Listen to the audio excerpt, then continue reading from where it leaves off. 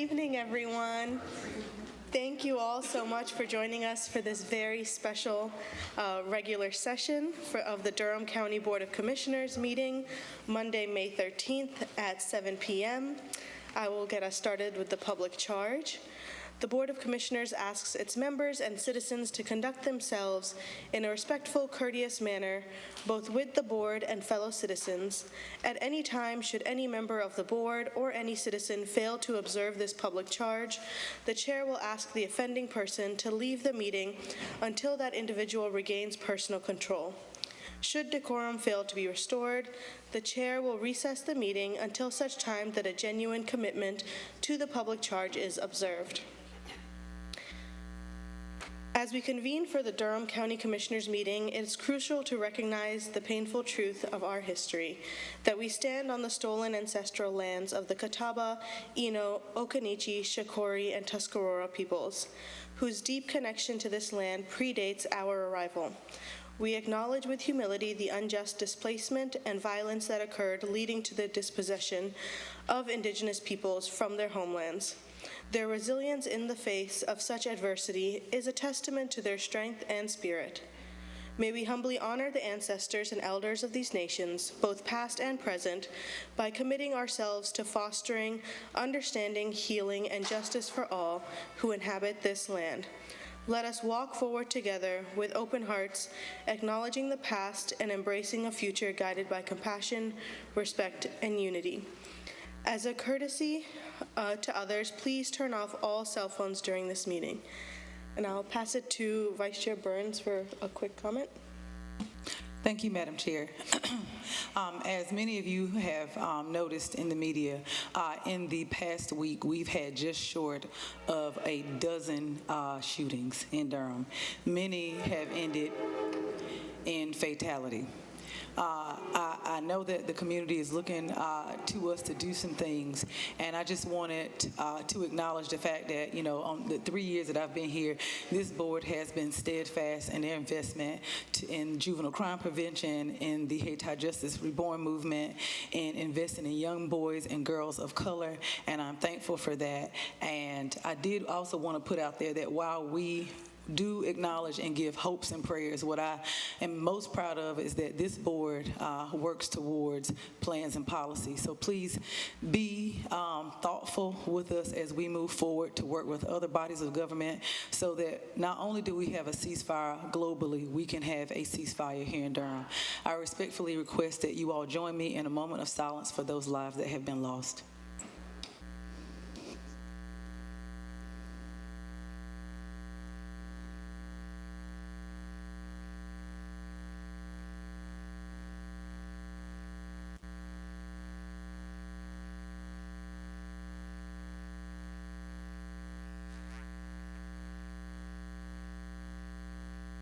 Thank you, Madam Chair. Thank you, Vice Chair Burns. I will now ask Commissioner Howerton to lead us in the Pledge of Allegiance.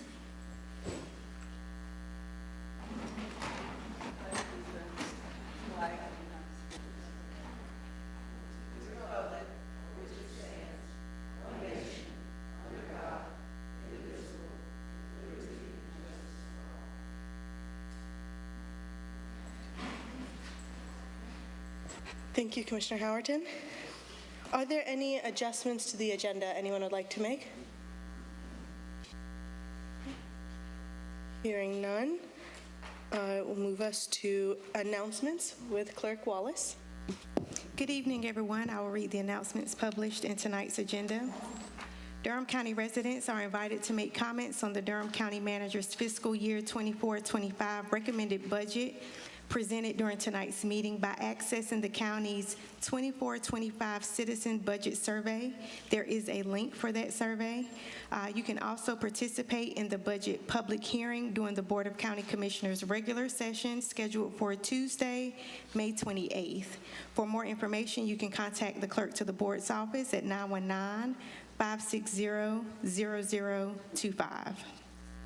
Families with school-aged children may be eligible for the Sunbucks program this summer.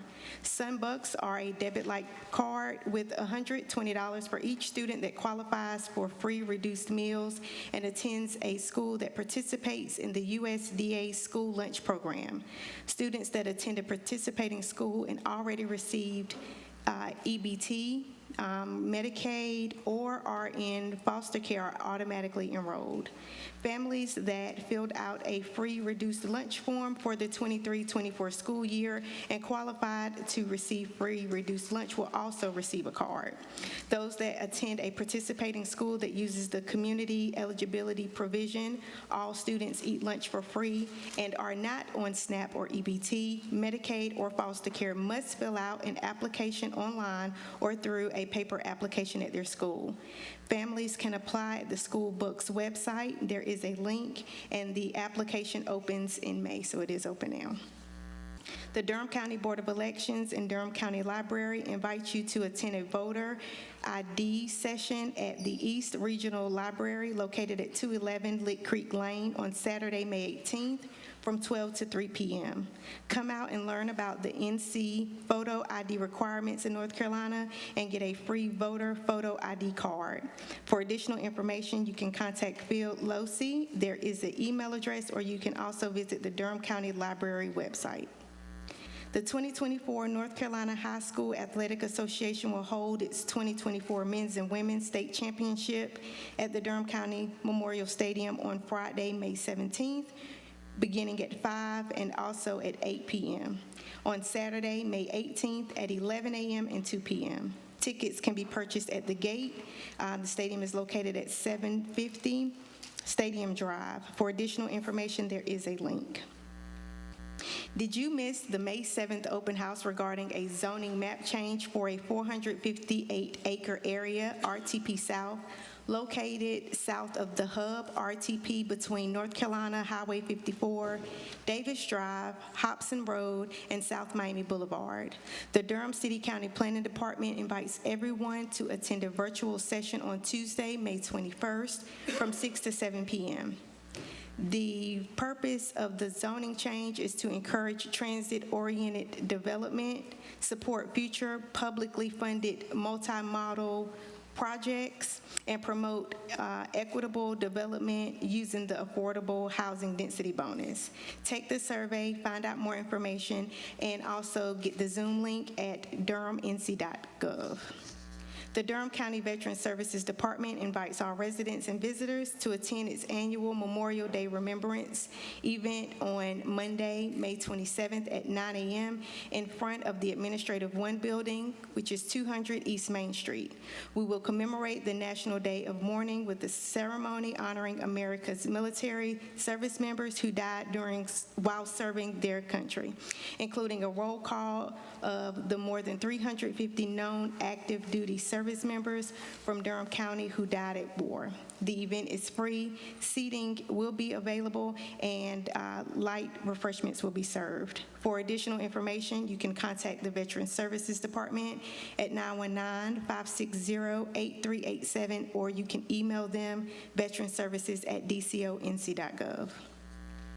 The Fair Chance Employment Resource Fair is an event designed to connect individuals with criminal records to employment with employers who indicate that they are committed to providing fair job opportunities. This fair, held on Wednesday, May 29th from 11 a.m. to 3 p.m., will be located at the Durham County Library, 300 North Roxborough Street, and will feature resources and services aimed at helping attendees navigate the job market, including resume assistance, interview preparation, skills training, and network opportunities. There is a link for registration.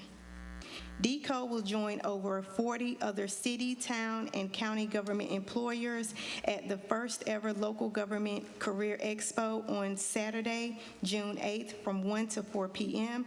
at the North Carolina State University McCrimmon Center. It's located at 1101 Gorman Street in Raleigh. Job seekers will have the opportunity to attend information sessions on various local government careers, including public safety, business, health sciences, transportation, arts, communication, and hospitality, and learn about upward mobility, the mission and purpose of local government careers, and more. For complete details and to register for this event, which is highly encouraged, you can visit logocareerexpo.com.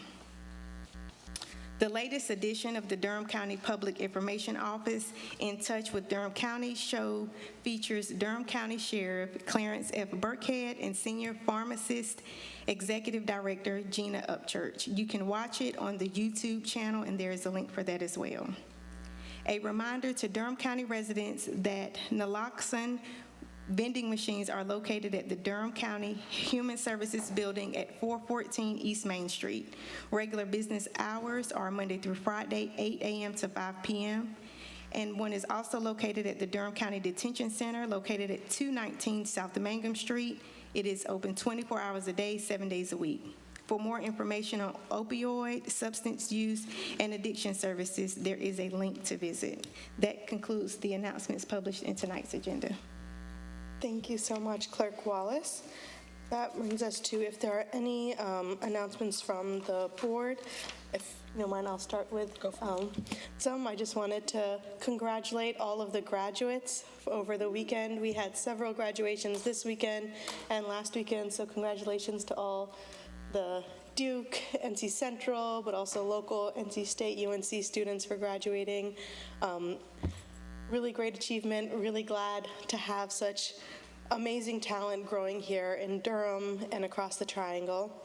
Also want to take a moment to wish a happy Mother's Day to all the moms, but also not just all the moms, all the parents who've stepped up into the roles of being a parent figure or mom figure, to all of the parents who've lost children, to all of the people who can't being a mom isn't in their plan or can't be in their plan. Just wishing you all lots of love and light during this time. And now I'll see if there's, also another announcement that I have, probably the one I should have started with. This is actually my last regular session meeting before I go out on leave. I'll be joining the budget meetings virtually. I almost didn't make it today, but I fought through it and came through. But I will be joining you all virtually, and then Vice Chair Burns will be stepping up to lead us through the budget process. And now I'll see if there's anyone else has comments. Vice Chair Burns. Okay, I will try to move through these as expeditiously as humanly possible. I also echo the sentiments of the graduations.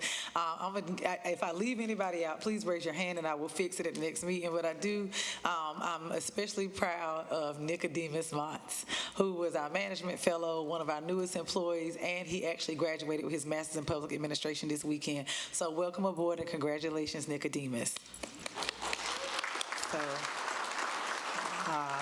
I also want to congratulate many of our nonprofits here in Durham. On last Monday, the Governor's Volunteer Service Award luncheon was hosted, and I, along with a few others, were presenters. And Durham County actually got 10 out of 99 awards. So we were like the top. We were the top awardee for a county. So volunteerism is alive and well here in Durham, and we're super proud of that. Want to give another shout out before I give my final announcement to Derek Bowens.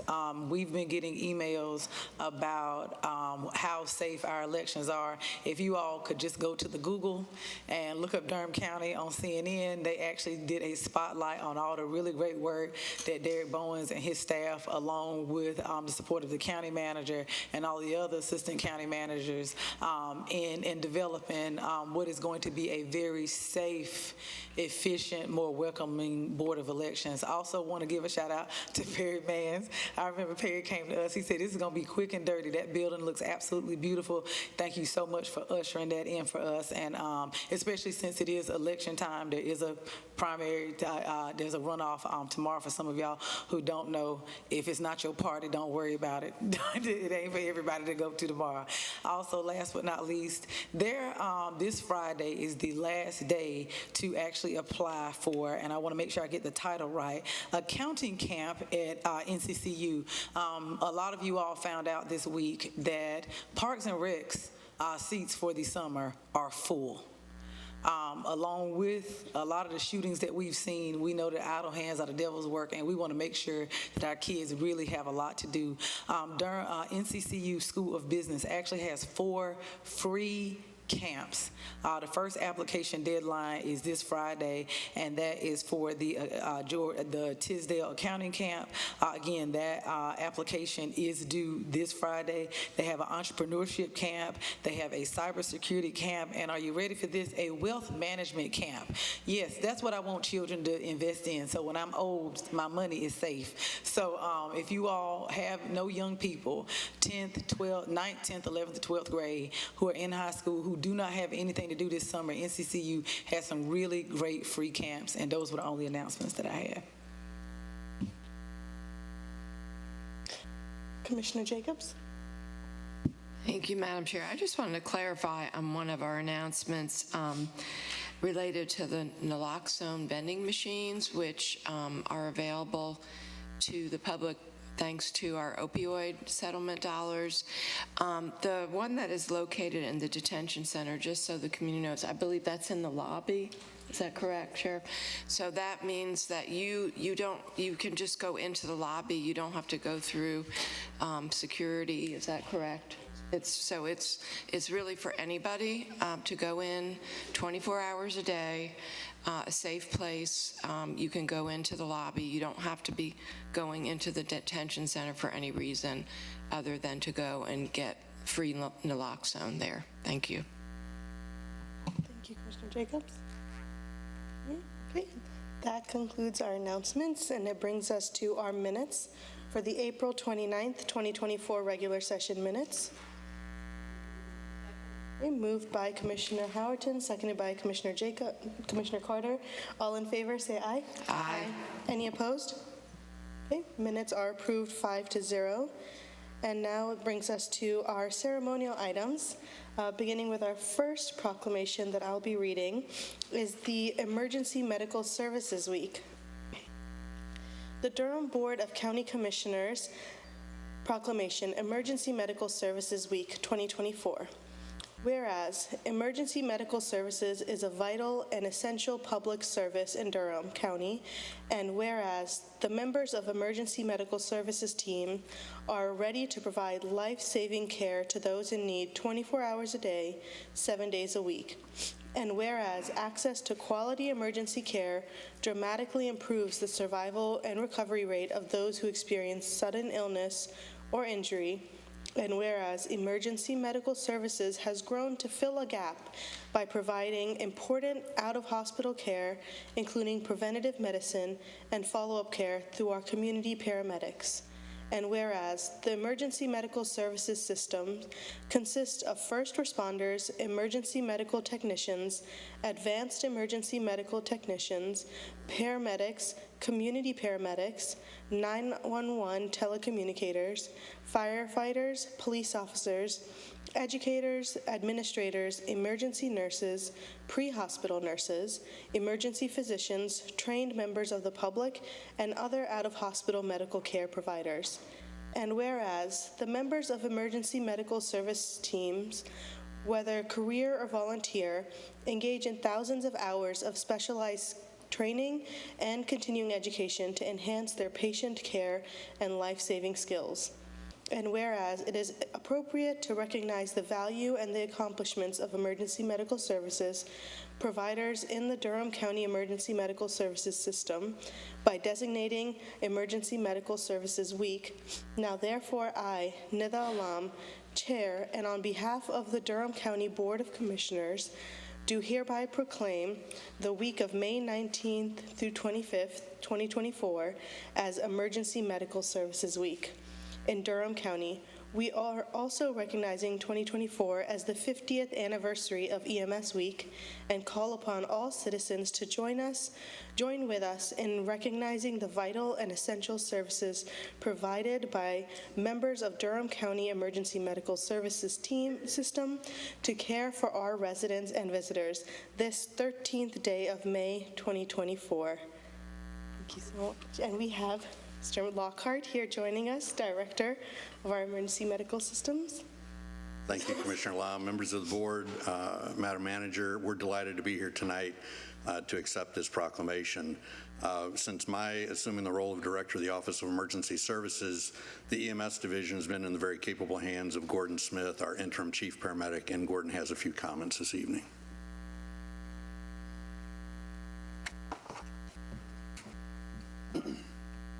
Good evening, esteemed colleagues and distinguished members of the Board of County Commissioners.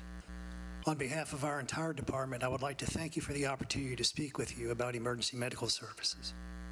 EMS is an essential service that plays a critical role in our community's health and safety and is recognized each year during National EMS Week. The focus for EMS Week 2024 recognizes 50 years of emergency medical services nationwide by honoring our past and forging our future. Your proclamation provides an opportunity for us to express our gratitude to their tireless commitment to serving our community. It is a time to honor the dedication and sacrifice of our paramedics and EMTs. These brave men and women are on the front lines responding to emergencies, providing life-saving care, and offering comfort in times of crisis. As we approach EMS Week 2024, allow me to shed light on some key initiatives and challenges faced by our paramedics and EMTs. First, I would like to bring your attention to a few of our innovative approaches to serving the needs of our community here in Durham. This year, we are proud to highlight the successes of our community paramedic program. Our community paramedics play a vital role in bridging the gap between traditional emergency response and ongoing health care needs. Our goals are to provide preventive care for chronic disease management and in-home visits in order to help reduce hospital readmissions and improve overall community health outcomes. Additionally, every single paramedic and EMT in Durham County has undergone specialized training as medication for opioid use disorder, or MOUD medics. This initiative reflects our commitment to addressing the opioid crisis head-on by equipping all of our medics with the tools and knowledge to administer life-transforming medications, such as naloxone kits and buprenorphine, as well as to provide support to individuals struggling with addiction. We continue to set the example in combating the opioid epidemic. It is also important to acknowledge the challenges we have faced, including the recent staffing and vehicle crisis. We have worked diligently with all of our system partners to effect positive change on recruiting and retention, as well as continuing to modernize our ambulance fleet to meet the challenges of the future. In conclusion, EMS Week 2024 is an opportunity to celebrate 50 years of extraordinary contributions by our EMS system and partners such as the Durham County Sheriff's Office, Durham Emergency Communications, Durham Police and Fire Departments, Bahama, Lebanon, Redwood, New Hope, and Eno volunteer fire departments, as well as Duke Life Flight and the Duke University Hospital System. We are also grateful to this board for recognizing the need for continued support and investment in this essential service. By prioritizing growth, recruitment, retention, and modernization efforts, we can and will ensure that our community receives the highest quality emergency care it can and deserves for the next 50 years. Thank you. Thank you so much, Mr. Lockhart and Mr. Smith. I would like to see if there's any comments from the board. Vice Chair Burns? I promise this is my only one for all the proclamations. I did my homework. I did want to give you all your flowers in person. I don't know how many ex-elected officials are in there. I know how many are sitting up here. But you know, there are those residents, doesn't matter where you are, the grocery store, the gas station, they can find you and tell you what's wrong with Durham County.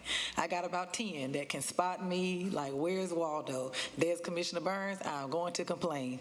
And one found me yesterday at the gas station, and I said, Lord, I just want to pump my gas. Just want to pump my gas in peace. And he said, no, Commissioner Burns, it's a compliment, it's a compliment. It's about your EMS. I said, well, let me pump a little slower. Yes, what did they do? They're getting something tomorrow. And so that I can protect the person's privacy as best I can, there was an elderly woman who this weekend, maybe Friday or Saturday, needed some assistance, and our EMS showed up. But much like many of our first responders, you don't know what situation you're going into. And while they were trying to get the woman out of the room, trying to get her on an elevator, trying to get her to the ambulance, there was a man who went into a horrific manic state and started to threaten them and almost put this woman who was on a gurney in very real danger. And he said that our EMS and our paramedics stepped up in such a way to protect this woman that he couldn't believe it. So much so that even I actually spoke to that gentleman and have even heard from someone else that the son of that woman is just so thankful for how you all were able to de-escalate that situation and get his mother to the care that she needed, absent those auxiliary issues that happened. So thank you, thank you, thank you, thank you, thank you. You all don't always get those random praise reports, or you all, I think a lot of people think you go into situations just to help, and sometimes you all have to be in the situation to protect. And so thank you for that, and congratulations about this proclamation. Thank you for your comments. We appreciate it. Commissioner Jacobs? Thank you, Mr. Smith and Chief Lockhart, for bringing us this proclamation and for being able to celebrate EMS and all the paramedics. I see Helen Tripp sitting over there, and the amazing work that you all do every day to save lives and help people in our community that often really does go unnoticed and unsung.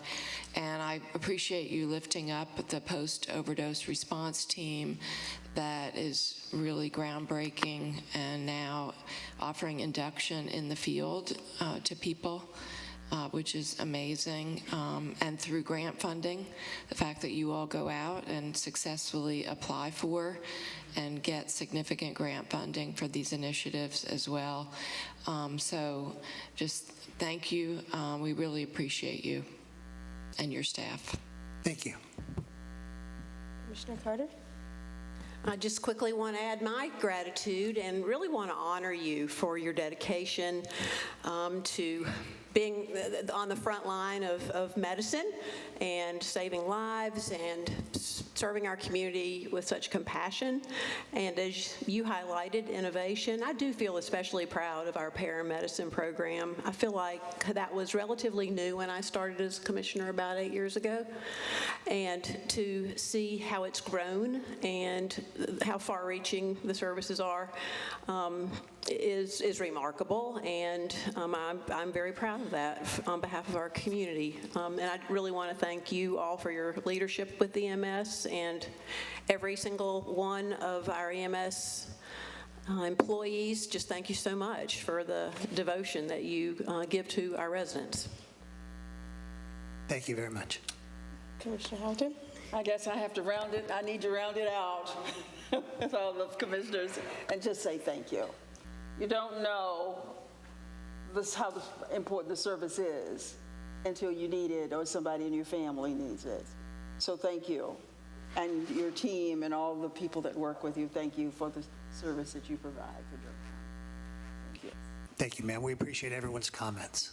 Thank you so much, and just ditto to what everyone has said. But also, thank you for being on the front side of the innovation piece. Durham County, so many times that y'all have come to us for funding support or application signature support for grants. It's because Durham County is taking the lead in applying for new programs for our EMS services. So thank you for making sure that we're always at the top. Thank you. That brings us to our next proclamation for Memorial Day. I believe I gave this one to Commissioner Carter. Yes, indeed you did. Proclamation, Memorial Day 2024. Whereas Memorial Day each year serves as a solemn reminder of the scourge of war and its bitter aftermath of sorrow. And whereas on Memorial Day, America undertakes its solemn duty to remember the courageous men and women who made the ultimate sacrifice in defense of our nation and the cause of freedom around the world. And whereas on May 5th, 1868, Major General John A. Logan established Decoration Day as a time to decorate the graves of war dead with flowers. And whereas in 1971, the U.S. Congress declared Memorial Day a federal holiday and decreed that it be observed on the last Monday of each May. And whereas, as we honor those who have died in our nation's service so that war might end, we understand and appreciate the values of patriotism, citizenship, commitment, honor, and duty. And whereas we must pledge to never forget the names of the 375 known soldiers, sailors, Marines, and airmen of Durham County who gave the ultimate sacrifice in defending our freedoms, now, therefore, I, Nitha Alam, on behalf of the Durham Board of County Commissioners, do hereby proclaim May 27th, 2024 as Memorial Day in Durham County. We urge all citizens to observe Memorial Day 2024 by displaying respect and gratitude for our veterans, both living and deceased, participating in remembrance ceremonies, and observing a moment of silence at 3 p.m. during the National Moment of Remembrance. This, the 13th day of May, 2024. Commissioner Carter. And we're joined by Director Lois Harvin-Raven, as well as Mr. Lindsay Atkins. Sorry. Thank you, Chair Alam and other commissioners, and of course, Madam Manager. Before I defer to Lindsay, I'd like to share this open letter to you all. This open letter is to express our sincere gratitude for the unwavering support that the Durham County Department of Veteran Services has continued to receive under your leadership. Your dedication to our nation's veterans residing in Durham County has not gone unnoticed. The impact of your support is evident in the positive strides made by the Veteran Service Department, ensuring that our veterans receive the care and benefit assistance they deserve. We are particularly moved by the unprecedented commitment displayed during Memorial Day program last year, where all 5 county commissioners were in attendance.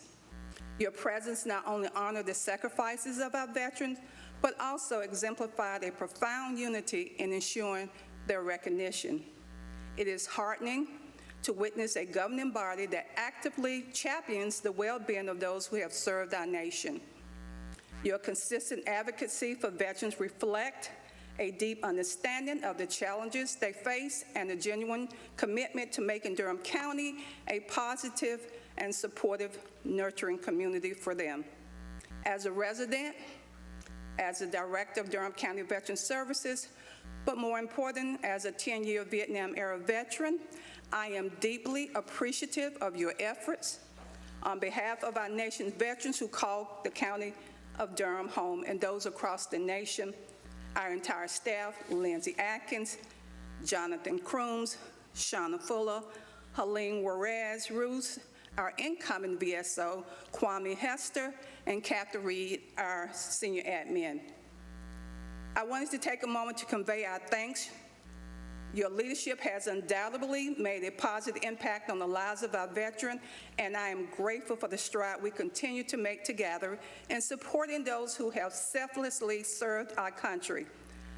I would be remiss if I did not thank our county manager, Dr. Kimberly Sowell, our assistant county manager, Tammy Hall, the other deputy county managers and other ACM and other department head that was in attendance at our last year Memorial Day program. Thank you for your unwavering commitment to Durham County Department of Veteran Services and, by extension, our cherished veterans and families and military service members. Your dedication sets a commendable example for community across the state and county. In closing, I would like to implore our communities to show up and show out as our county commissioners, deputy county managers, and ACM and others that joined us last year. Please come out and join us. Thank you.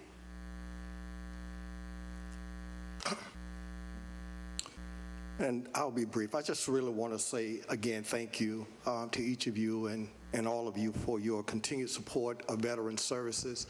And I want you to know that in Lois Harvin-Raven, we have a strong advocate and champion for veterans, and she ensures that our staff continue to remember and recognize the importance of Memorial Day and the other occasions in which we try to show forth a grateful nation. So, Lois, thank you so much for your guidance and leadership and support.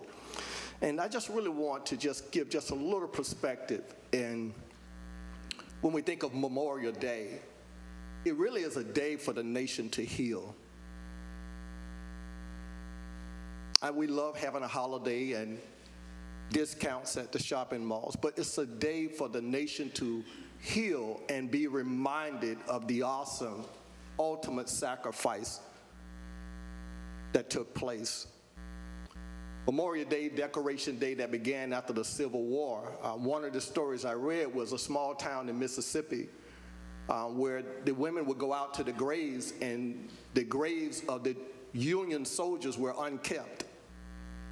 And they decided that they would clean up those graves and put flowers and flags there in the South for Union soldiers. And that was part of that healing process that gave impetus to this movement that went from Decorations Day to Memorial Day, where the nation would pause to remember that awesome sacrifice of those men.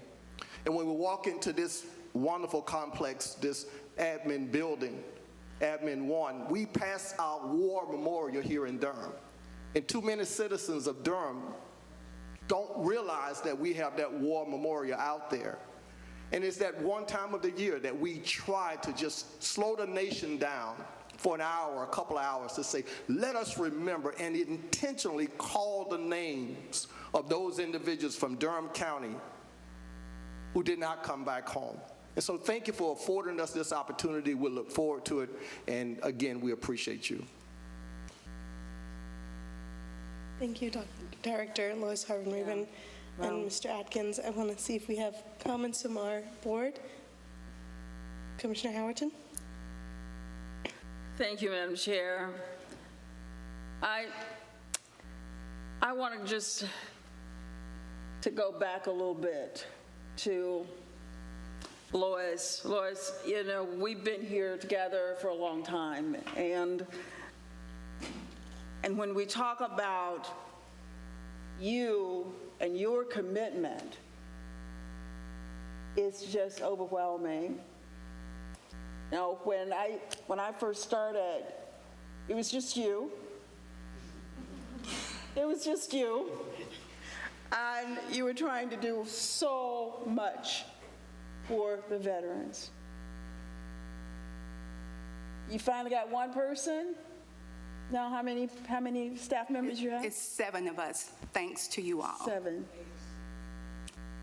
Her department had just her and one other person, and she was trying to do all the work for the veterans in this area.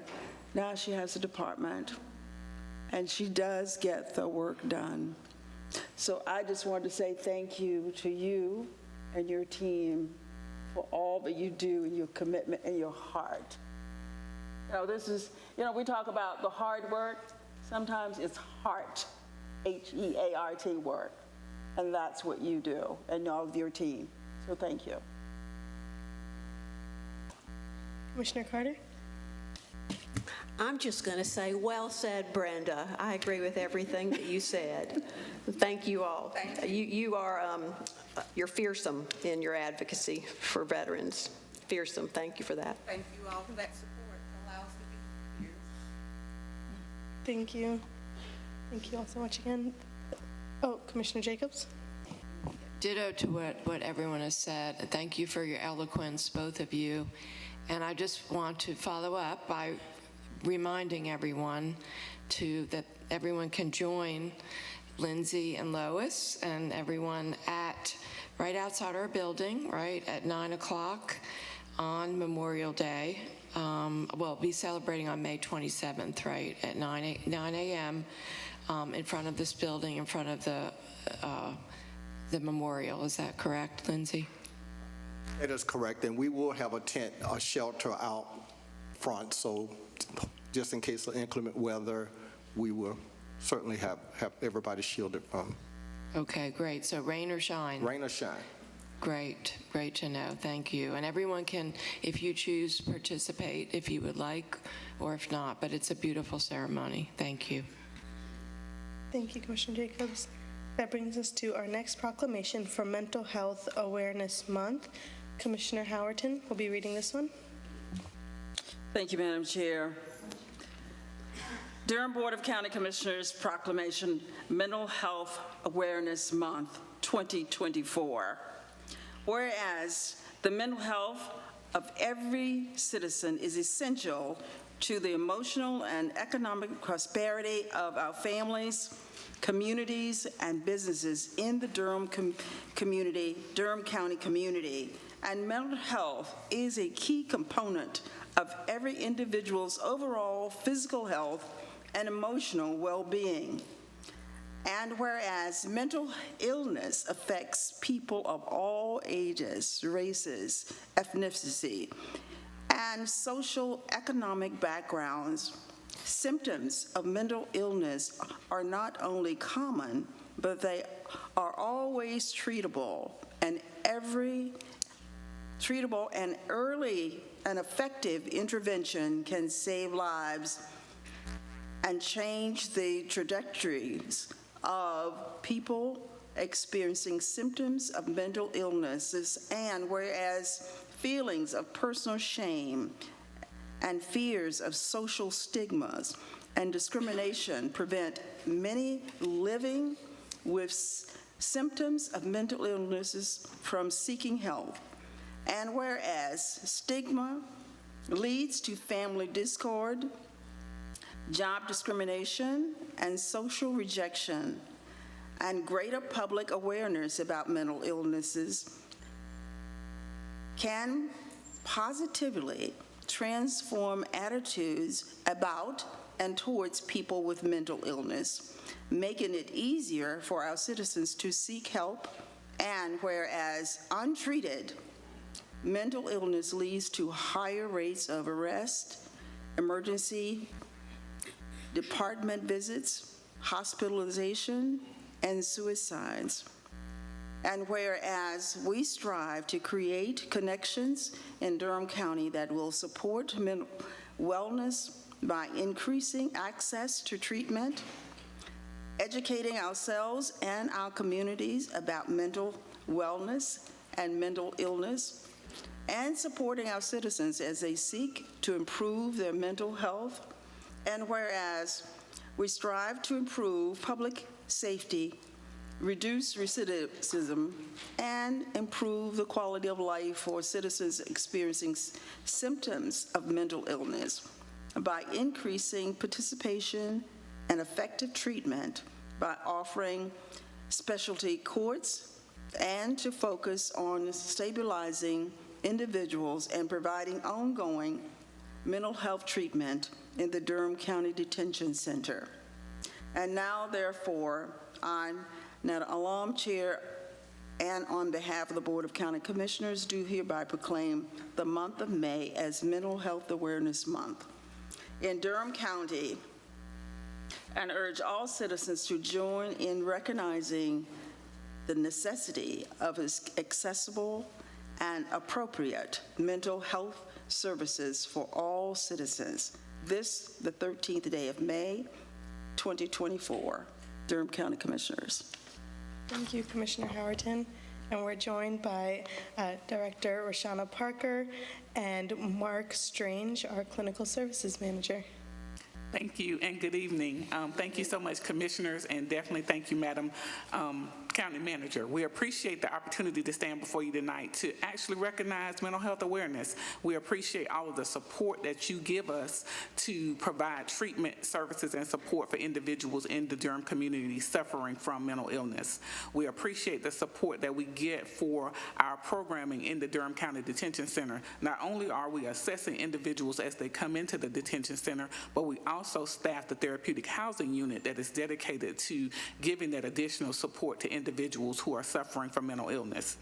in addition to the programming that we offer in the Durham County Detention Center, we also have several other initiatives sponsored by the Justice Services Department where we work on helping to raise awareness and then also expand the services that can be provided in the community through our Stepping Up initiative, also through our mental health court and our mental health court expansion initiatives. We are excited about being able to continue those services in the community and raise awareness about the benefits to individuals who participate in those services and also the need for additional mental health support in the community. So I wanted to take the time to just thank you all for the support that we have received and continue to receive for our mental health efforts, and I'll turn it over to Mark Strange, who will talk a little bit more about what we do around mental health awareness.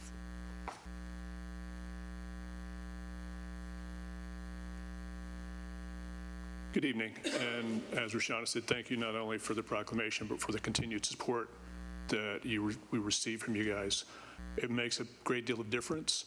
And there's a number of people I recognize in this room from different community meetings that we attend who are looking at mental health services from the very beginning of identifying people, helping them get into services, helping them stay in services, helping them pay for services, to the other end where it's us and people like Helen Tripp and Sheriff Burkhead and the police department and Attorney Lovelace, who are trying to make sure that the people who've gotten caught up in the justice system because of their mental illness don't stay there.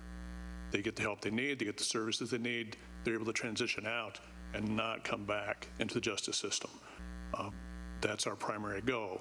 So it's a broad spectrum of services that are provided, whether it's mental health court or diversion programs or prevention programs. There's just a lot of things the community are involved in, and I appreciate that.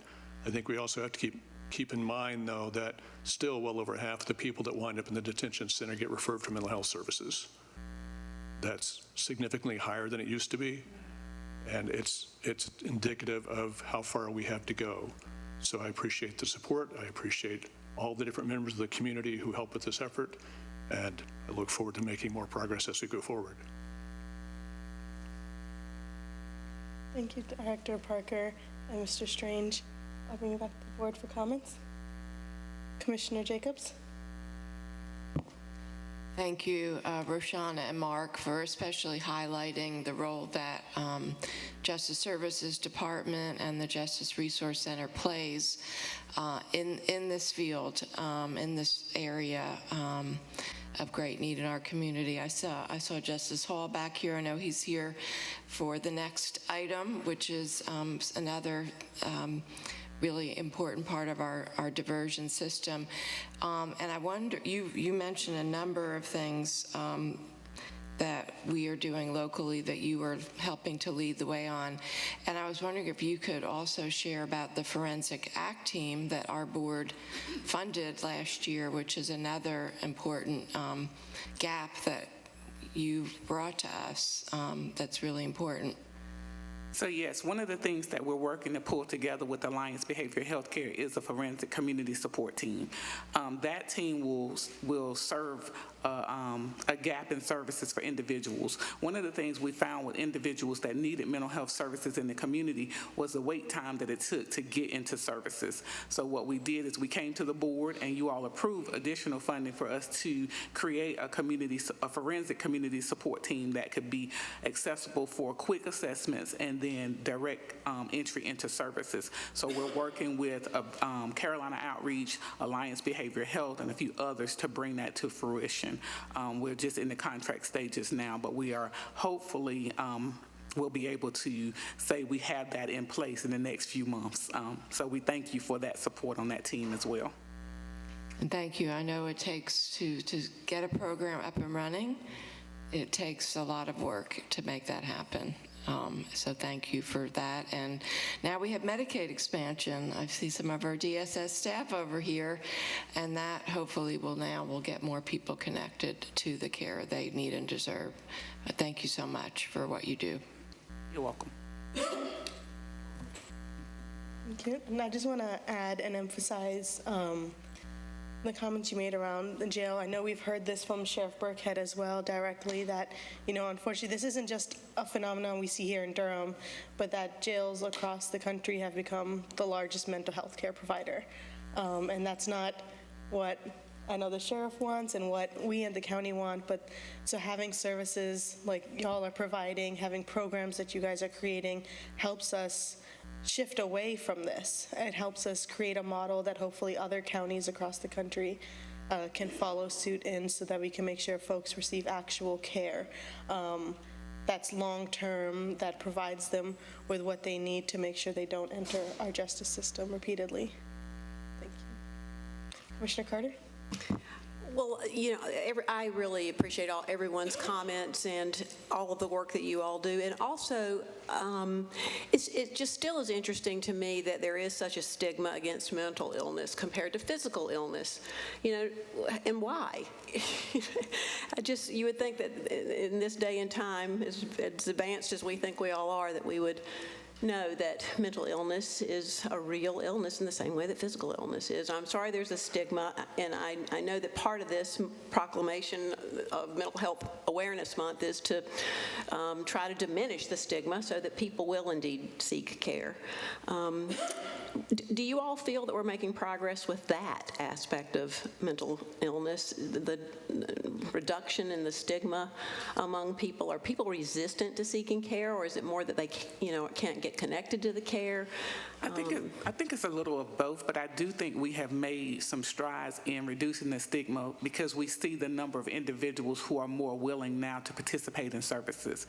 I think one of the issues that we find with the disconnect is the continuity of care, especially as you talk about individuals being released from the detention facility and being involved in services there and being able to quickly connect to services in the community. So I think we have made strides, not to say that there isn't still stigma around individuals that seek care, and you do have some people who will engage and then disconnect because of the stigma that still surrounds this issue. Thank you for that. I mean, I saw that SAMHSA, I think, has a theme that this month it's okay to not be okay. Like we need to say that and talk about it more openly as a community in order to help decrease, in order to normalize it, which it is very normal in the same way that physical illness is normal for us all. I know I have mental illness in my family. I bet everyone does. And we need to just be honest and open about it. Anyway, thank you very much for your work. Commissioner Howerton? Thank you, Madam Chair, and thanks, Heidi, for bringing that up. I still serve as the chair of the Healthy Counties nationally, and we have those calls, and mental health comes up on those calls. And we still talk about the stigma around Black and brown folks. It's still there, it still exists across this country, that when you are Black or brown, having a mental illness is not seen the same way if you're not. So the stigma is still there that Black and brown folks can't have mental illness. But it's happening, and this country still does not accept it in the same way. So yeah, it exists.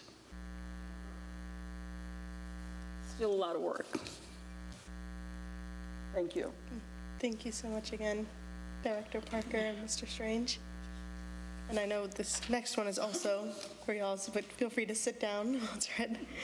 The next proclamation is for Treatment Court Month, with Vice Chair Burns reading this one. Durham County Board of Commissioners, proclamation Durham County Treatment Court Month 2024. Whereas treatment courts have been restoring lives and families for more than 3 decades and have transformed the way the justice system responds to people with substance use and mental health disorders by combining accountability with evidence-based treatment, and whereas All Rise, formerly known as the National Association of Drug Court Professionals, treatment courts are the most successful intervention in our nation's history for leading people with substance use, mental health health disorders out of the justice system and into lives of recovery, stability, and health. And whereas treatment courts are the cornerstone of justice reform sweeping the nation, with more than 4,000 treatment courts nationwide, having served more than 1.5 million individuals. And whereas treatment courts annually refer more than 150,000 people to life-saving treatment and recovery support services. And whereas treatment courts save an average of $6,000 for every individual they serve. And whereas treatment courts significantly improve substance use disorder treatment outcomes, substantively reduce addiction and related crime, and do so at a less expense than any other criminal justice strategy. And whereas treatment courts improve education, employment, housing, and financial stability, promote family reunification and reduce foster care placements, and whereas treatment courts facilitate community-wide partnerships, bringing together public safety and public health. And whereas treatment courts demonstrate that when one person rises, we all rise. All rise is a promise that all people will be treated with dignity and humanity by a system where accountability and compassion exist. Now, therefore, I, Netta Alam, and on behalf of the Durham County Board of Commissioners, do hereby proclaim the month of May 2024 as Treatment Court Month in Durham County, and urge all citizens to join in recognizing how important it is to help justice-involved individuals remain drug-free and alcohol-free and to become more productive members of society. This, the 13th day of May 2024. Thank you, Vice Chair Burns. And we once again have Director Parker, joined by Judge Hall and Lentora Rogers Duncan from the Drug Treatment Court. So once again, I want to thank the board and Madam County Manager for your support of treatment courts. As you all are aware, the Justice Services Department oversees Durham's mental health court and the adult drug treatment court, and we are thankful for the support from this board. When the North Carolina Administrative Office of the Court defunded treatment courts many years ago, Durham County Commissioner stepped up and funded the adult drug court here in Durham and has continued to support that court for the last several years. So we, again, thank you for your support, and now I will turn it over to Lentora Rogers Duncan, who is our drug treatment court coordinator, and maybe a few words from Judge Hall, who is our adult drug treatment court judge. Hello. Thank you to the county commissioners for proclaiming May Treatment Court Month. Treatment courts are a sentencing alternative that provide life-saving treatment to justice-involved individuals with substance use and mental health disorders. There are more than 4,000 treatment courts in the United States and over 40 here in North Carolina. Durham County Drug Treatment Court currently has 20 participants with an average of 45 a year. Last year we had 10 graduates, and that tells you that treatment court really works. Our drug treatment court team was also selected to visit a recognized mentor treatment court in Cook County in Chicago, Illinois. As this week, we kicked off celebrating National Treatment Court Month with introducing our Drug Treatment Court alumni group with a taco about being drug-free panel session. And also, we treated our participants to a Durham Bulls baseball game on last Thursday, in which they had a great time. This week, we will partner with our mental health court and wearing green on tomorrow to recognize mental health awareness, and also our hygiene collection drive. As stated before, when one rise, we all rise. Thank you for the continued support, and we look forward to seeing you at our next graduation.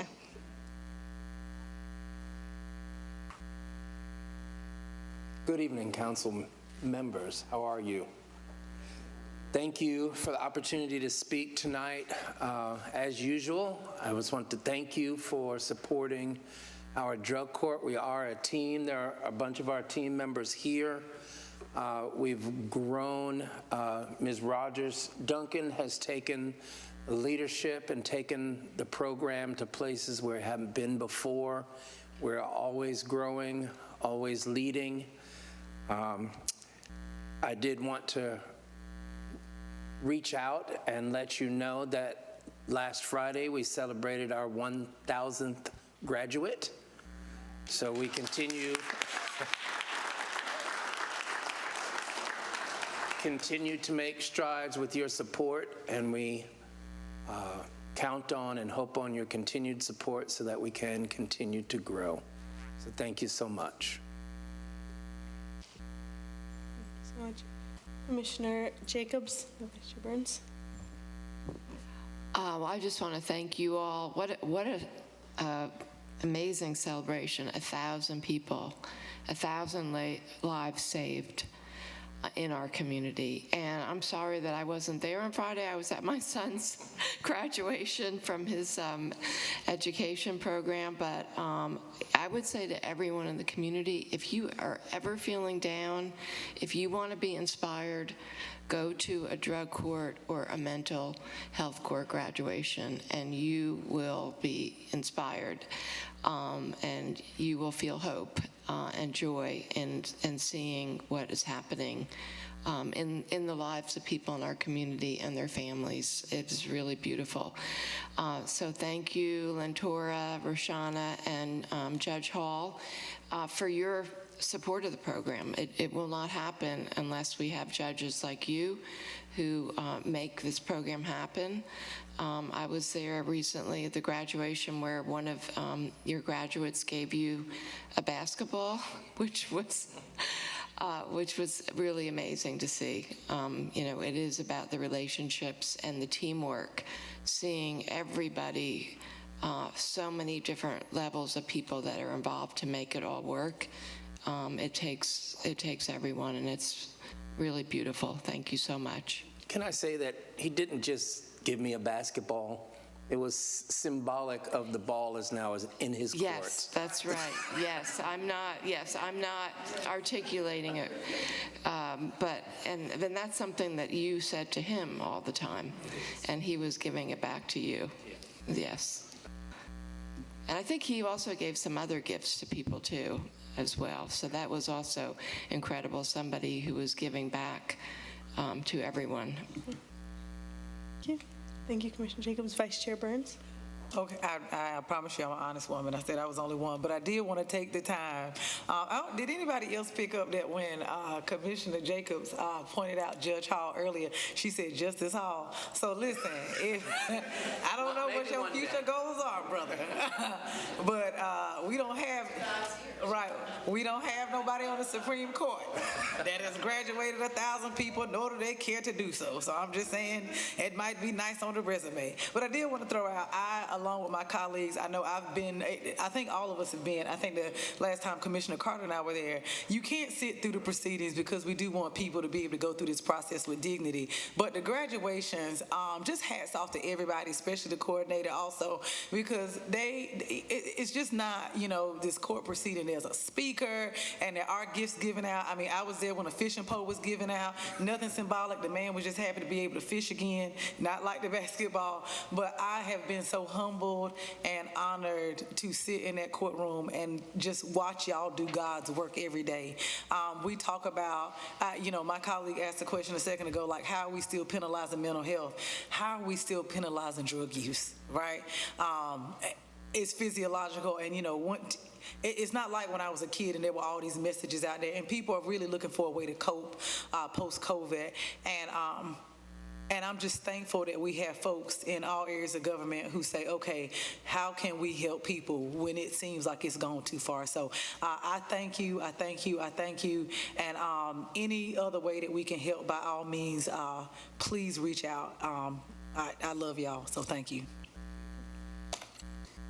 I'd just like to make one correction to Commissioner Jacobs' comments of, not anything against her, but just the fact that she had said, 1,000 lives saved. I would go on to say that it's actually many more than that because of just how you engage the families in the entire process, that it's not just the 1,000 individuals who go through the program, but their children, their partners, their family members.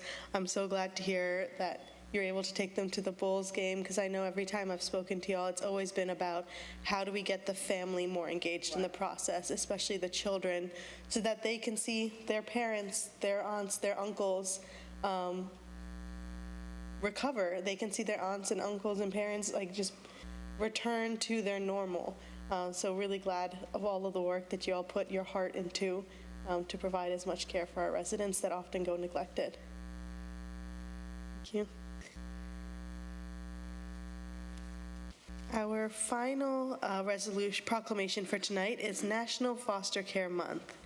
And this one is going to be read by Commissioner Jacobs. This is one of these nights when all the proclamations relate and are connected in some way.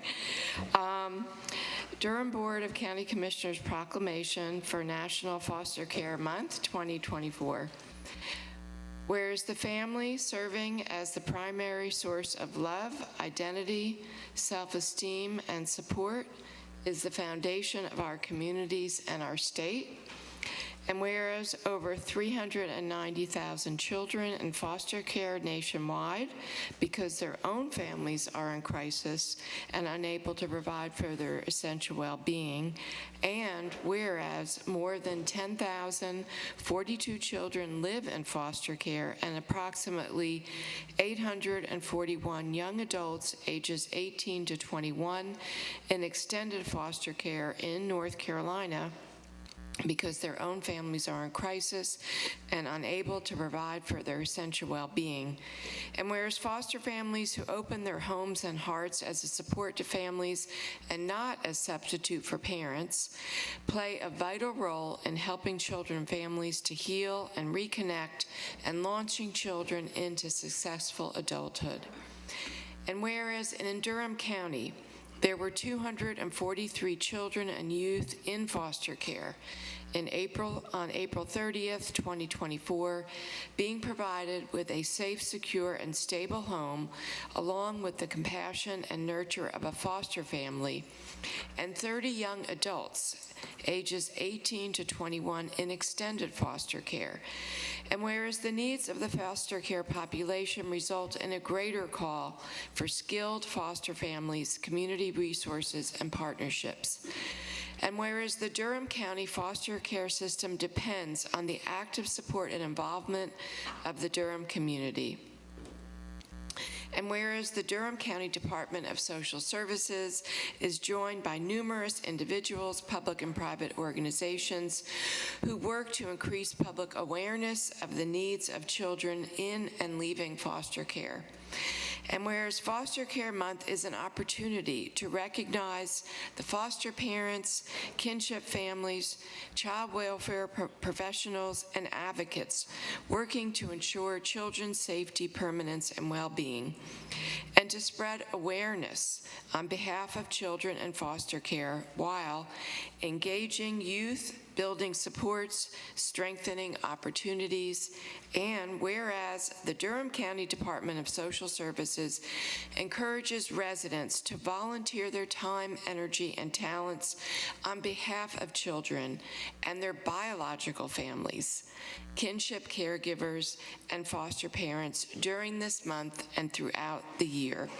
Now, therefore, I, Nida Alam, Chair, and on behalf of the Durham Board of County Commissioners, do hereby proclaim the month of May 2024 as National Foster Care Month in Durham County and commend this observance to our community and urge all citizens to come forward and do something positive that will help raise hope and foster dreams of children and youth in foster care. This, the 13th day of May, 2024. Thank you, Commissioner Jacobs. And we're joined by Director Maggie Svechnian. Yes. Did I get it? Yes. And Deputy Director Valerie Dambreville and Assistant Director Javetta Whitfield. I don't see her. Yes. Thank you, Board of County Commissioners, for recognizing Foster Care Appreciation Month, Awareness Month. Javette and Val are in the audience, and today I have with me two of our program managers, Susan Lee and Carol Trimble. So I'm going to turn it over to them because they are the ones that do the real work. I do want to say publicly that I thank our resource parents. We could not do this work without them. They provide safety for our children in a time of need. We recognized them this past Friday at the Bowl Durham game, and we had the largest turnout since 2015. And it was a great event. It was great to see the kids, even with the rain, and families were having a good time. But for now, I'm going to turn it over to Susan. Good evening, everybody. Thank you so much for having us, and thank you so much for recognizing, Thank you so much for recognizing May as Foster Care Awareness Month. We really do appreciate all the support your ongoing advocacy, and just wanted to relay that this year's theme for 2024 is engaging youth, building supports, and strengthening opportunities. The importance of this year's theme, it just highlights the need for us to create a child welfare system that continuously engages and supports our young people who are preparing and transitioning out of foster care. So once again, thank you so much for this recognition and for the proclamation for the month of May. We brought some ribbons for you so that you could display for the remaining of the month. Thank you again. Good evening, and just to echo, I'll be very brief in mine, just to echo what Susan shared as well as what Maggie shared earlier. We're incredibly grateful for the entire Durham community. Thank you for the support. The 18 to 21 program is something that was shared in the proclamation, and it is the program that I in particular am over, and we really appreciate the support of the community. We appreciate the amount of teaching and learning that can happen when we have young people have the ability to grow and focus on themselves. And so we really just can't thank the Durham community enough for all of that. So thank you for this acknowledgement. Thank you. We look forward to see if there's any comments. Commissioner Jacobs, then Commissioner Carter. I just want to thank you all, all the DSS staff who are here tonight. And again, this is another example of a partnership with our staff, with members of our community who open up their hearts and their homes to support children in need. And I'm so grateful to people in our community who are willing to support children and families. Thank you. Thank you. I couldn't say it any better. Very well said, and just I know our whole board endorses that with all of our hearts. And thank you. Thank you.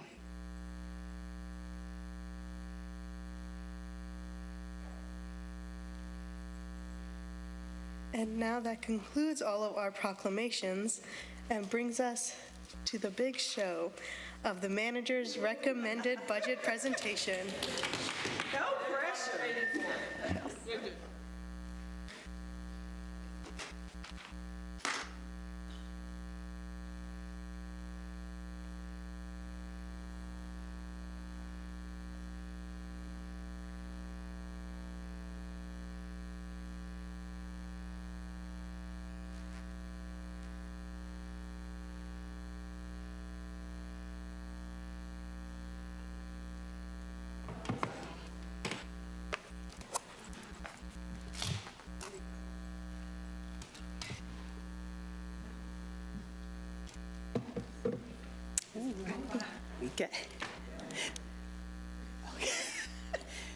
We're going to give her more time. We're going to give her more time.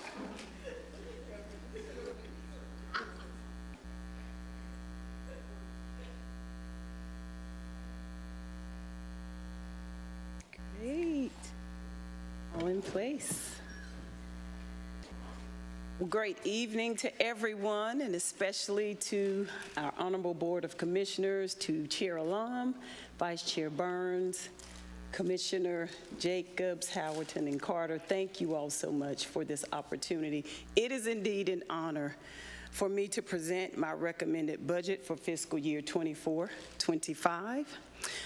This proposed budget helps guide the county through the harrowing straits of infinite needs and finite resources. It's also the result of thousands of hours of work across all county departments. Thank you so much to our county staff and all of the diligent work you all have provided to building this proposed budget. The shared city and county agencies, thank you all so much for investing time to help us build this recommended budget. And also a significant number of partner agencies that support vital county goals. So to all of our employees, to our Board of Commissioners, to the partner agencies, I just want to extend a great, big, heartfelt thank you could not do this without you. And I specifically want to acknowledge some additional folks, our Deputy County Managers, Claudia Hager, Maurice Jones, and our entire budget team. Could I get the budget staff that are here to just stand? Let's please. Awesome, awesome, awesome. I'm telling you, we have rock stars in Durham County, and you have just seen some of them. Thank you all so much for all of your heartfelt work. So the budget development process is a consensus of county needs. It's an annual evaluation of county direction, and it's a fiscal application of county resources.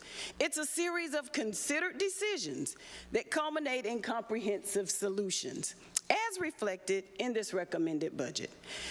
And so, as a resilient government, we must be able to perform during the best of times, and just as importantly, during times of economic, environmental, and social struggles. And while there are many areas where the county can expand or add additional services, there are limitations to our very finite resources. Therefore, my recommended budget must make targeted, and as I have found it, especially to be this year, very tough decisions that offer what staff and I consider to be the best county investment. As any board meeting will attest, the county is working in many different areas. Over the course of many different meetings, budget discussions may cover the future of Research Triangle Park. We may have impassioned discussions about the critical needs around affordable housing. We may discuss the push for increased utilization of diverse suppliers. And quite often, we are evaluating approaches to address eviction diversion and food insecurity. Such varied board meetings reflect the many priorities of the board and residents, as well as the complexities of supporting close to 30 different agencies that provide a myriad of services and programs. So, a shifting landscape of resources and needs supports the county's investment in a renewed strategic plan. Our strategic plan division has been hard at work on developing this new plan and a forward-thinking plan and vision by seeking input from departments, from our leadership teams, as well as from community members. We have named this plan DECO Forward 2029, and it will help position the county to address community priorities for years to come, whatever the status of our economy is. And let's be reminded that Durham County is fortunate to have a very strong economy. With that being said, we are seeing revenue growth rates returning to patterns experienced prior to the coronavirus pandemic. And as a result, the key priorities built into this recommended budget attempt to apply the limited revenue growth to the most important areas that we feel will provide the best outcomes. My number one priority, given such slowing revenue growth, is continuing to support and grow educational and workforce development opportunities for all Durham County residents, with the support of Durham Public Schools at its core. All other priorities are considered within the framework of long-term financial stability and affordability. Every year, fiscal strength and fiscal stress balance precariously between the levered ends of revenue collection and expenditure growth. The budget development process tries to move the pendulum towards fiscal strength through judicious revenue projections while also supporting sustainable expenditure growth through strategic choices. However, the unpredictability of budget development, it comes by predicting the future with limited data. In turn, that variability between prediction and reality can quickly swing the pendulum back towards fiscal stress. And indeed, this is what has happened in our current fiscal year. Actual revenue collection compared to estimated collection was not as strong as initially predicted. As previously stated, revenue growth patterns are returning to levels seen before the pandemic. And so these new financial realities require a shift in the organization's expenditure growth to align with our projected revenues. As you see here, a view of revenue changes shows ongoing growth in property tax revenue, and this is before any property tax rate increase. This growth of $22 million is in our general fund and capital financing fund. This continues to be a trend, this annual strong natural growth of property taxes. However, when looking at other major revenues, the growth is significantly lower. General fund sales tax growth is only $1 million, while several other revenue sources are seeing an estimated reduction. It's these key revenue sources and their natural growth that fund many built-in costs in the county. Without higher annual natural growth in revenue sources, the county must raise the property tax rate to collect more revenue or slow expenditure growth, or a combination of both options. So while such revenue slowdowns can affect the pendulum swing that we spoke about, the swing can be exaggerated by expenditure changes. You see here the general fund's two largest expenditure changes includes a $13.3 million increase for employee compensation and a $12.9 million plus for educational and workforce development. These increases include DPS, Durham Tech, and pre-K support. It's actually more like $14 million. These two spending areas alone cost more than projected revenue growth. Therefore, I am recommending a freeze on all vacant positions that are not critical, and I'm recommending reducing departmental budgets by approximately $1 million. This is the second year in a row that departments have reallocated existing dollars and also had operational dollar reduction to support other funding needs. Current year projections of property tax collections have the county surpassing budgeted amounts by approximately $10 million. This additional revenue comes from growth in property valuation. The high growth in tax collection for the current fiscal year is largely fueling property tax revenue growth for the upcoming fiscal year. This translates into estimated additional property tax revenue of over $22 million from the general fund and capital financing fund before any property tax increase. That's equivalent to over 4 cents on the property tax rate. And one of our highest priorities is the outstanding employees who make Durham County an exceptional place to live and work. Last year, the county implemented a 7% salary increase in response to a market study, and also up to a 3% merit increase. This resulted in a $6.2 million increase in the current budget. For next year, I so wanted to support a higher increase for employee compensation. However, due to the slowing growth in revenue and also the rising expenditures, I am limited to recommending a 3% cost of living increase for Durham County employees. This will cost an estimated $7.1 million.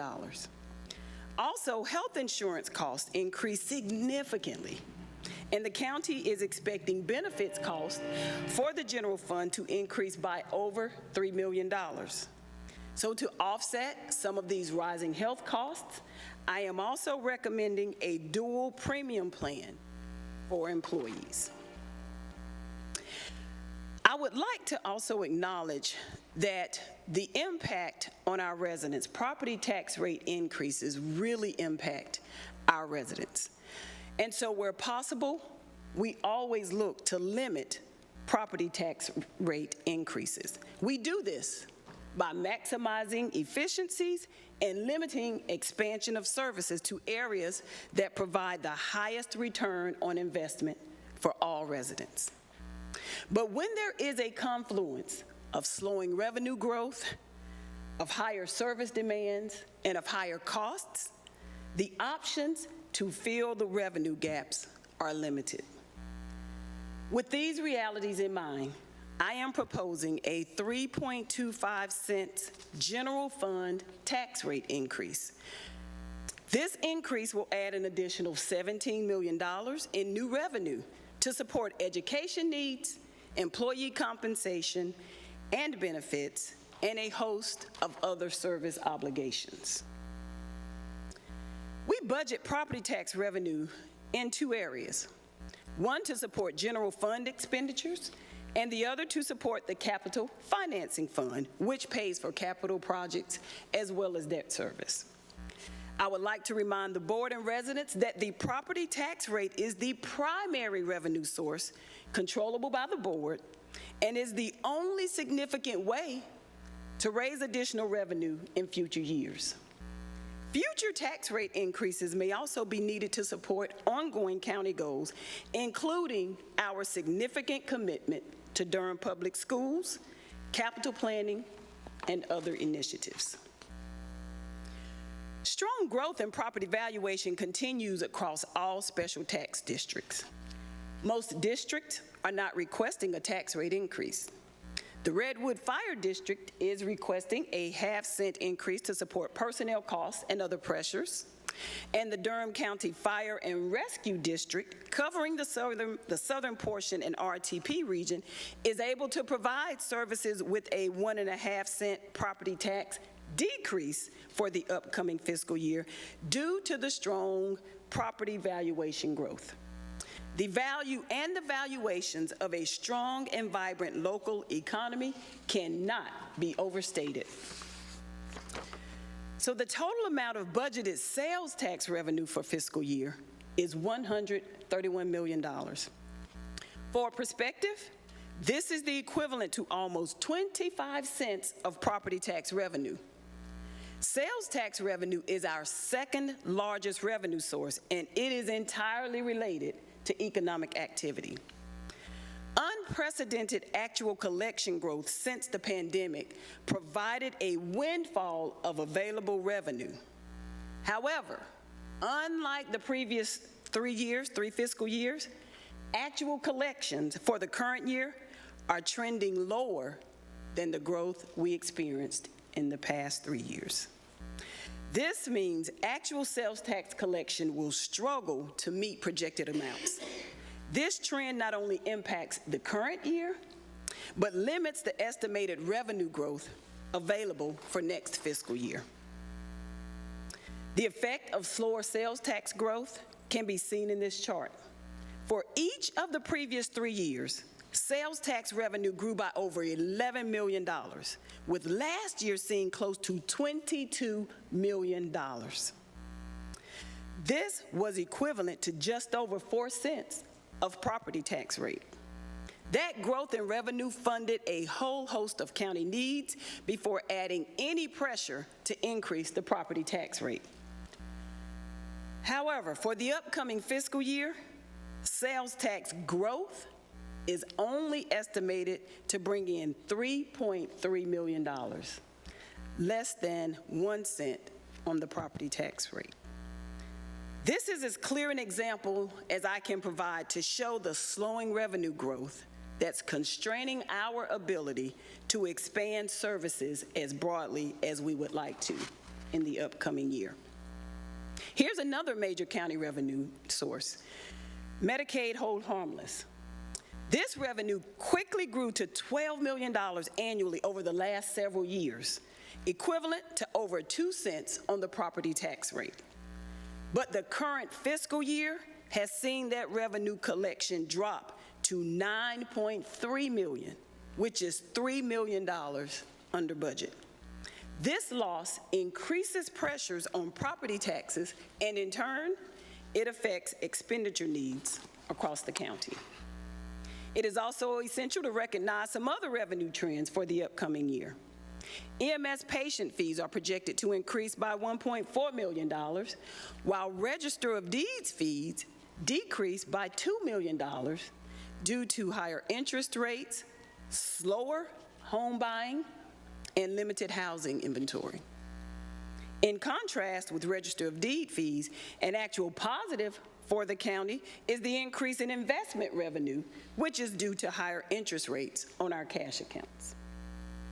The allocation for fund balance will need to be reduced to align with the projected revenue and expenditure trends. We want to ensure that our reserves are maintained at levels that keep the county in a sound fiscal position. These factors contribute to the limited growth of the expenditure budget. So while the general fund is where the vast majority of activity and spending occurs, there are a number of other funds that serve specific county financial and operational purposes. These include the already mentioned special tax district funds, the debt service funds, and our sewer utility fund. The total county budget, including all of these funds, increases 7.3% to $954 million, while the general fund budget, a subset of that total amount, increases 6.8% to $641 million. Historical new position growth within the county has been significant. New positions reflect growing needs pushed by an increasing population, and they're funded with additional revenue. However, since the development of the current year's budget, I have specifically tried to limit new position growth, understanding that increasing efficiency is valuable and necessary as revenue growth slows. In the current year, only 20 new FTEs were created. However, with new Medicaid expansion legislation, an additional 35 DSS positions were added mid-year. Next year, I am recommending only 10 new positions to significantly lower the cost of adding new FTEs to the budget. The county's commitment to education continues to be unwavering. So now I'd like to take a look specifically at Durham Public Schools funding. This recommended budget, while recognizing the many needs of Durham Public Schools, supports an additional $13.2 million for current expense funding, bringing the total fiscal year 2024-25 support for DPS to $201 million, which is a 7% increase. This still keeps Durham in the top 5 across the state in per pupil funding for next year, which increases $380 to $5,030 per student. DPS continues to be the single largest expenditure for Durham County government at 32% of the entire general fund budget. Enough additional local funding in this recommended budget is provided to hopefully cover the cost for the state salary increase, for related costs of the local teacher supplement, as well as the implementation of master's pay. Also included in that is the charter school surcharge amount. The county also provides approximately $62 million in additional indirect support for DPS through a number of different departments and programs. So to provide more context and to further demonstrate the county's commitment to DPS, this chart shows that for decades, Durham County government has funded Durham Public Schools and has been the highest funder, one of the highest funding sources in the state. This table shows current expense allocations per student for counties ranked among the top 20 in the state. Our staff compiled this information using data from the North Carolina Association of County Commissioners annual budget and tax survey, with average daily membership gathered from the North Carolina Department of Public Instruction. In fiscal year 22-23, Durham County's current expense funding per student was ranked number 3 in the state. The table also captures the assessed valuation per county capita. Durham County had the 22nd highest assessed valuation per capita in fiscal year 22-23. And even with this challenging budget year, it was essential that we fund Durham Public Schools at the highest level possible. In my last year's recommended budget, I was able to recommend that we fully fund the DPS ask. However, in this year, with the organization's fiscal constraints, I am not able to recommend this in the budget.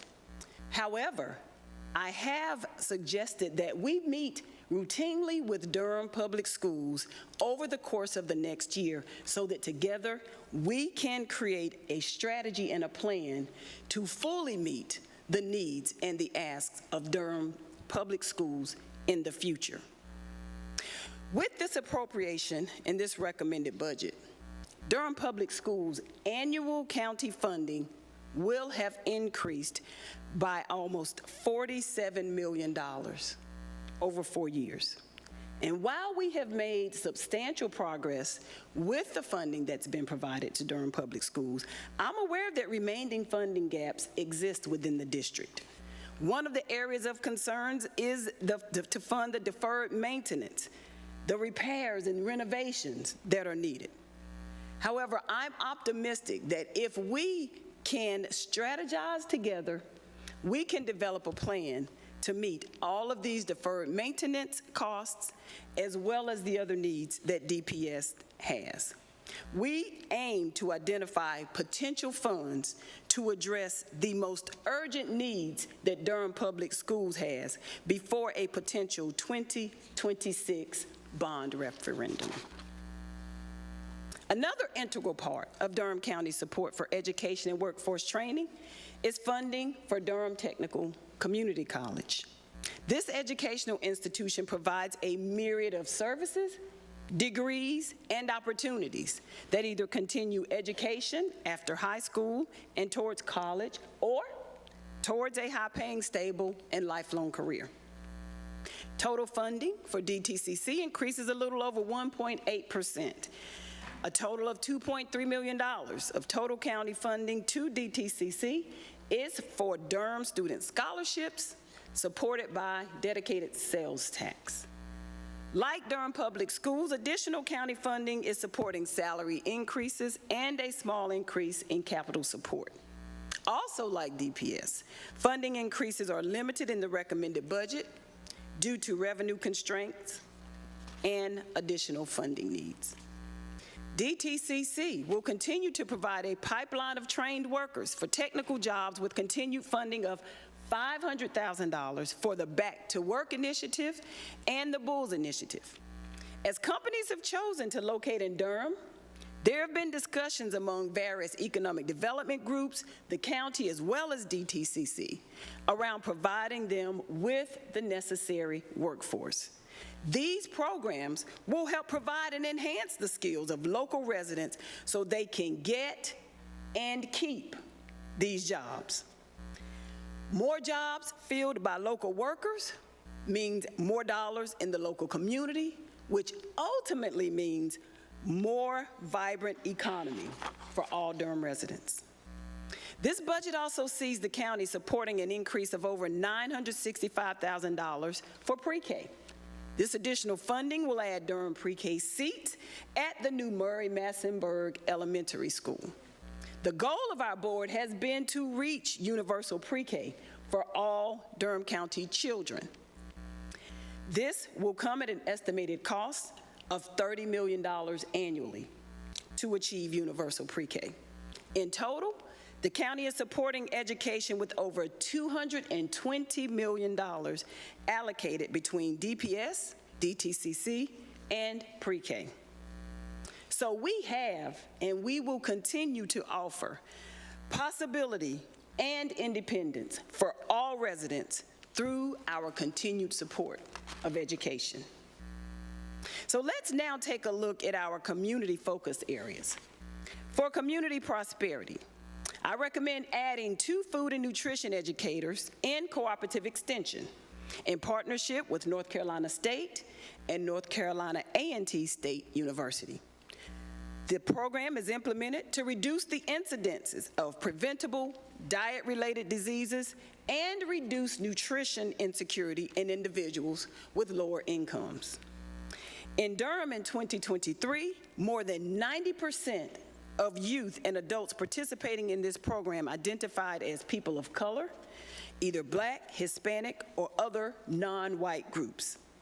These 2 positions will be bilingual educators, allowing them to continue to do this remarkable work in English and Spanish communities, not currently reached by other programs. Within community safety, the Sheriff's Office has significant operating expenditure increases for next fiscal year, largely due to inflation-related cost increases and higher demand for sheriff services.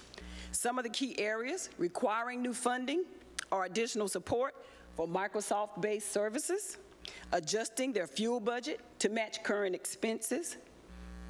Also, with an increasing detention center population, we now have higher food costs, which necessitates a service contract increase. The total operating increase for the Sheriff's Office is $845,000. Lastly, the Sheriff's Office must annually replace vehicles that are reaching lifespan expectancy. This budget includes replacement of 27 vehicles. Similar to the Sheriff's Office, the Office of Emergency Services must also annually replace vehicles that are nearing lifespan expectancy limits. This budget includes funding for 10 replacement vehicles, including 5 ambulances, bringing the total to 28 ambulances replaced over the last 4 years.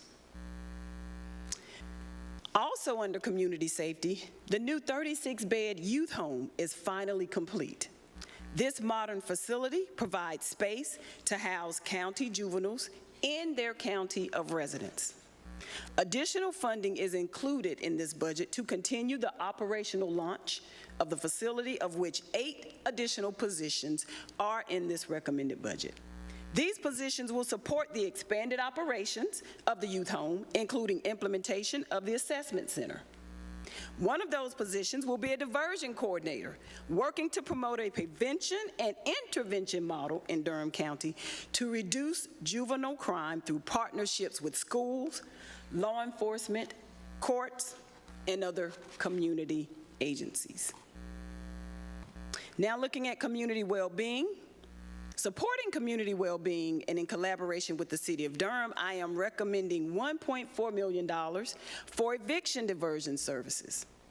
The Durham Eviction Program brings together several different organizations, including the county, the city, and Legal Aid of North Carolina, to provide legal representation and tenant education to low-income residents of Durham who are facing eviction. The goal of the eviction diversion program is to help residents avoid eviction judgments and, when possible, to enable clients to remain in their current homes using rental assistance funding. Under community stewardship, I am recommending funding to support the property management of the Orange Factory Road Farm Campus. This site will eventually provide valuable community space and training in urban farming. Clean water and healthy soil are vital to maintain healthy watersheds. To that end, I'm recommending an environmental education contractor to advance environmental literacy and stewardship. The budget also includes funding to expand the Impaired Stream Improvement Program. The funding will also be used to install stream bank stabilizations in low-income communities. As the number of county-owned facilities increases, so too does the need for security patrol. The security contract is increasing to provide additional staffing at the youth home, at our new Board of Elections operational facility, as well as the Stanford L. Warren Library, and we will also bolster patrol coverage in county parking decks. Also, with a significant number of major water and sewer capital projects planned in and around Research Triangle Park, as well as user fees supporting these costs, the sewer utility monthly consumption rate is recommended to increase 13%. This increase will bring additional revenue of more than $1.6 million. I am also following recommendations of the stormwater plan presented several years ago by including an increase in the stormwater utility fee, the fund's primary revenue source. This fee will increase from $64 to $80 per equivalent residential unit if approved. The rate increase is one step in a larger approach and plan to eventually increase the fee to $96 million by fiscal year 2026. And as a reminder, these charges are the cost for complying with the Falls Lake and Jordan Lake state requirements, which are nutrient management strategies to restore water quality in the lakes by reducing the amount of pollution entering upstream. So now taking a look at our external affairs initiatives. The county continues to support its economic development investment program, which attracts new businesses and industry. Businesses qualify for incentive payments if they meet scheduled performance criteria. The recommended budget supports more than $2.6 million in incentive payouts. Also, public transportation continues to be one of the most pressing issues facing our region, and it's been of ongoing and intense focus by our board.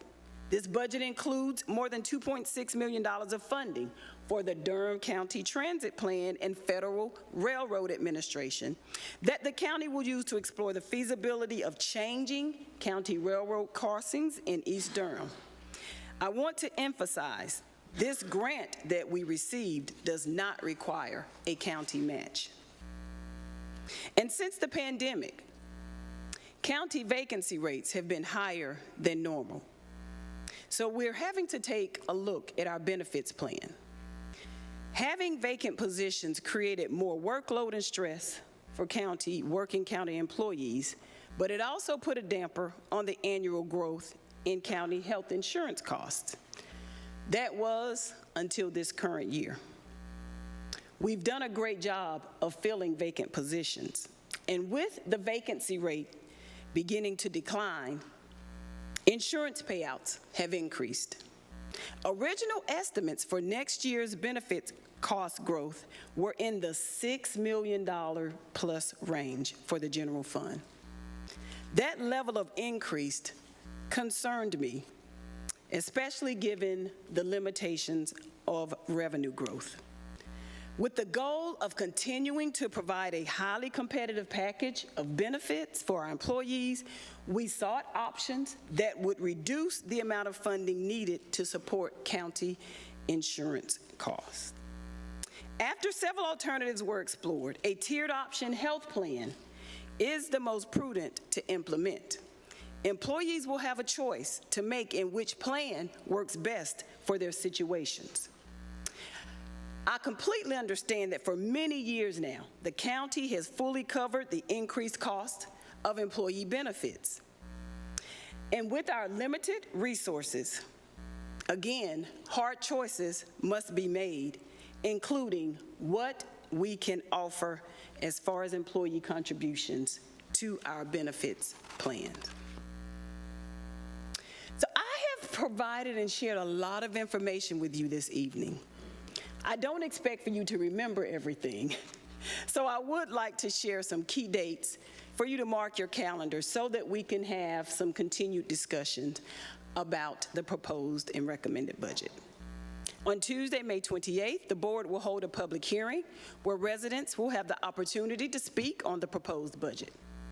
There are also other opportunities that can be found on the county's website for residents to provide feedback. Budget work sessions will begin on Thursday, May 23rd, with additional work sessions scheduled for May 30th and June 3rd. And if needed, an additional work session will occur on June 4th. Budget adoption is planned for Monday, June 10th. So with all things considered, financially for the county, things have been pretty good. Contrast that with development of this recommended budget, where revenue growth slowed considerably and where personnel costs grew significantly, and where needs like the education continue to outpace available resources. The picture is not as rosy as it has been in previous years. It's important that we safely guide this organization through such different environments, and I accept the challenge of working with our board and with our staff to make sure that we make the best decisions for this community and for our staff. This recommended budget strives to support the Board of County Commissioners' objectives, but we also have to ensure that our ongoing services are funded to promote maximum effectiveness for our residents and businesses and staff. I look forward to the board deliberations on this recommended budget. Please know that even in these challenging financial times, I am still honored that you've given me the opportunity to work with you. I look forward to our continued budget deliberations. I know you all, being the caring board that you are, will make sure that we do what's best for our community and for our staff. And with that, I thank you for this time, and that ends the presentation of my recommended budget. Thank you.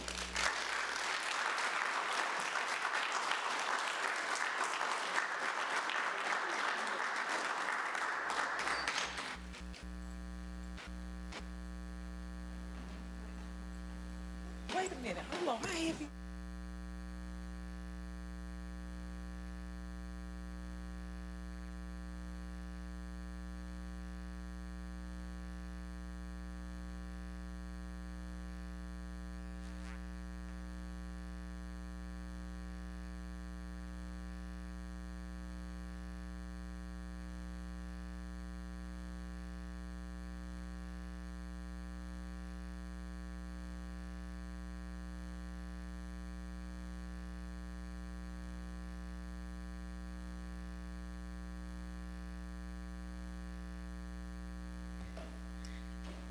Thank you so much, Manager Sowell, and just echoing the thanks to everyone who was part of the process in bringing this budget together for us, to our deputy county managers, our assistant county managers, the budget team, all of the different departments, staff who worked tirelessly. Thank you guys so much. I'm looking forward to, I will be joining the budget work sessions virtually, tuning in via Zoom, but I'm looking forward to the discussions all of us are going to be having. Thank you again for a wonderful presentation. That now brings us to our consent agenda, and we have several items that we have talked through mostly for the board to consider adoption of. Are there any items that any commissioner would like to be pulled? Seeing none, I'll entertain a motion to approve the consent agenda. So moved. Second. Okay, moved by Vice Chair Burns, seconded by Commissioner Carter. All in favor? Say aye. Any opposed? The consent agenda is approved 5-0. And now, let me just double check, but I believe that concludes our regular agenda.